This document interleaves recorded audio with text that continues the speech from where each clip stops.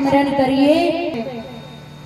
अलौकिक रूप को देख करके ये मेरा मन आकर्षित हो रहा है, पता नहीं क्या। सो सब कारण जान विधाता, अब विधाता ही इसके कारण ब्रह्मा जी ही जाने। लक्ष्मण जी मन ही मन सोच रहे हैं, प्रभु आपका मन क्यों आकर्षित हो रहा है? आपका मन यदि इन पर नहीं आकर्षित होगा तो फिर किन पर आकर्षित होगा? आप भगवान हैं? और ये आपकी आदि शक्ति है प्रभु, आपको ये पता है, तो आप प्रभावित नहीं होंगे तो कौन होगा? दोनों भाई अभी बात ही कर रहे थे, तब तक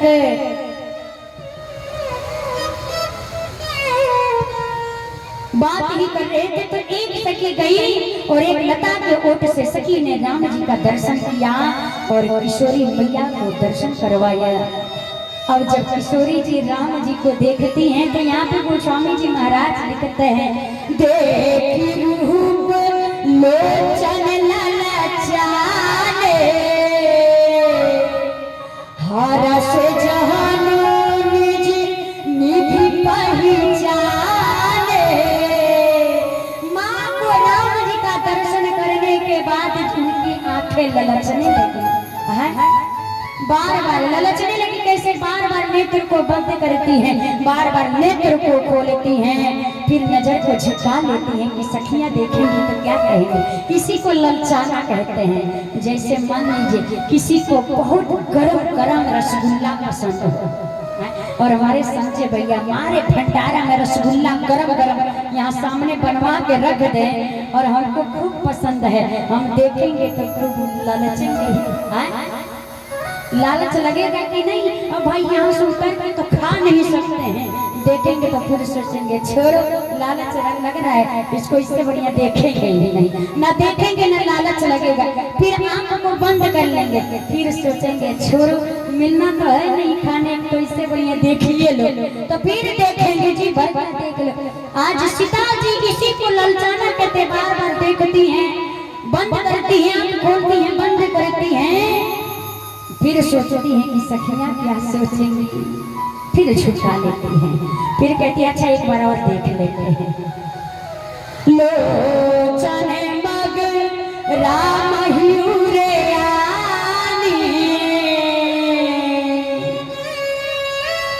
माँ सोचने लगी कि कैसे देखूं, माँ ने एक उपाय निकाला, क्या? लोचन मग राम ह्यूर जानी। माँ ने नेत्र के रास्ते से प्रभु के स्वरूप को प्रवेश कराया और इस हृदय के सिंहासन पे विराजमान करा देती हैं।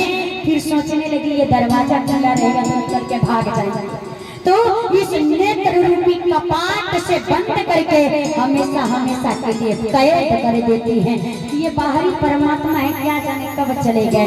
यदि ये हृदय के सिंहासन में विराजमान हो जाएंगे ना, तो ये अगर यहाँ से निकलना भी चाहेंगे तो ये निकल नहीं पाएंगे। माँ ने पलक रूपी कपाट को बंद कर दिया, अब भाग न जाए तो माँ के हृदय में बिठाए तो नेत्र जो है ना, वो नेत्र झगड़ा करने लगे, दोनों झगड़ा करने लगे, नेत्र और हृदय। अब सीता जी को देखिए, सोचती है इधर नेत्र भी झगड़ा कर रहे हैं, हृदय भी झगड़ा कर रहे हैं, अब मैं कहाँ रखूं कहाँ नहीं रखूं, तो कहती हैं नैना मेरा खुदो हिया मोरा तहरा से, नैना मेरा खुदो हिया मोरा तहरा से, हिया मेरा खुदो, हिया मेरा खुदो नयना बरसे, वो कवन विधि से तोहरा फूल सजनवा, भगवान विधि से वो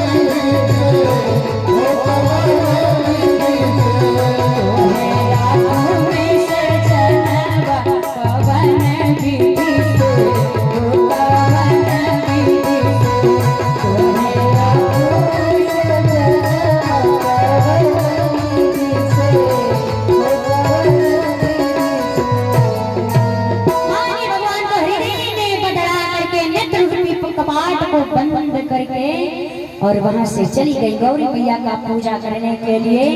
जय जय गिरिवर राज किशोरी, जय महेश मुख चंद चकोरी, जय गजवदन खयानन माता, जगत जननी दामिनी दुर्गाता।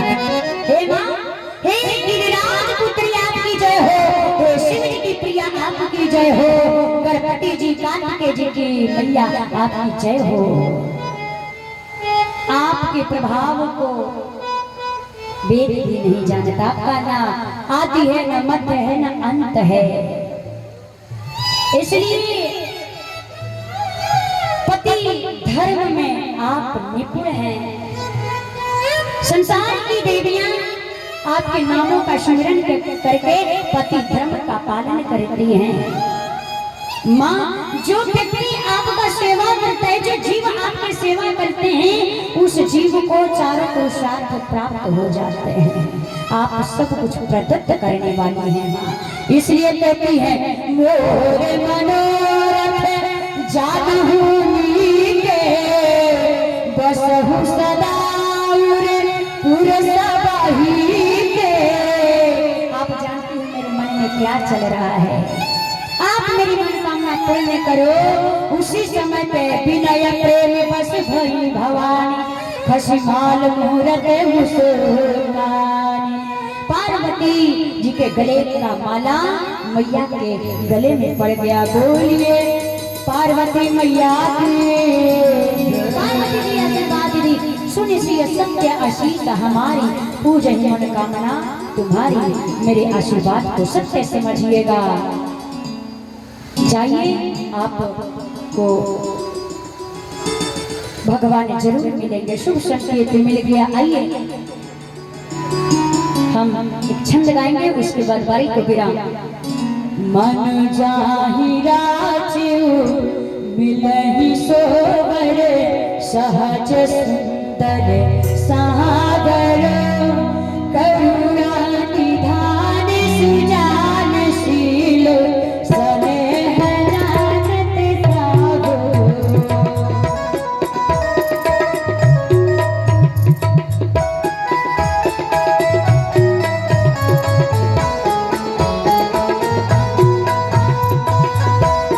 मन जाहि राजू मिलहि सोवर, सहज सुंदर सागर, करुणा निधान सुजानशील, स्नेह जानत सागो।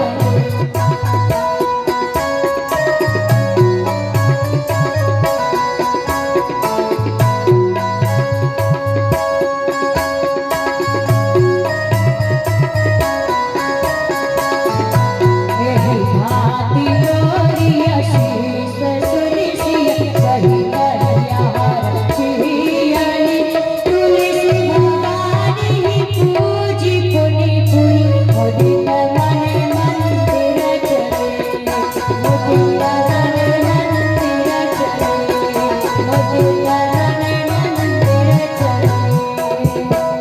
आशीर्वाद मिल गया क्या? मन जाहि राज, मन में जो आपने रचा है, मिलहि सो वर, वही वर मिलेगा आपको। कौन? सहज सुंदर सांवरो, जो सहज है सुंदर है वो मिलेगा। पार्वती जी बोली और स्पष्ट कर दी, बोल करके सांवरो जो सांवला है, जो मिलेगा करुणा निधान सुजानशील, स्नेह जानत रावरो। जो करुणा निधान है, शीलवान है, किशोरी। और सबसे अच्छी बात यह है कि वो आपके प्रेम को जानते हैं। पति कैसा चाहिए?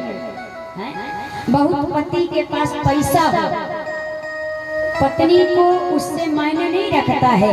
पति पत्नी के प्रेम को समझे, पत्नी के प्रेम को जाने, ऐसा पति होना चाहिए। बहुत पैसा कमा रहा है, पत्नी को दे रहा है, पत्नी उसके पैसे से नहीं खुश होती है। पत्नी उससे खुश होती है जो उसका पति उससे प्रेम करे, उसको गाली ना दे, उसको किसी के सामने बेइज्जती ना करे, किसी के सामने गाली ना दे। और सबके सामने गाली दे अकेले आई है तो खूब प्रेम मिलता है। ऐसा पति नहीं होता है। पति आपके प्रेम को जाने। बोलिए सच्चिदानंद भगवान की।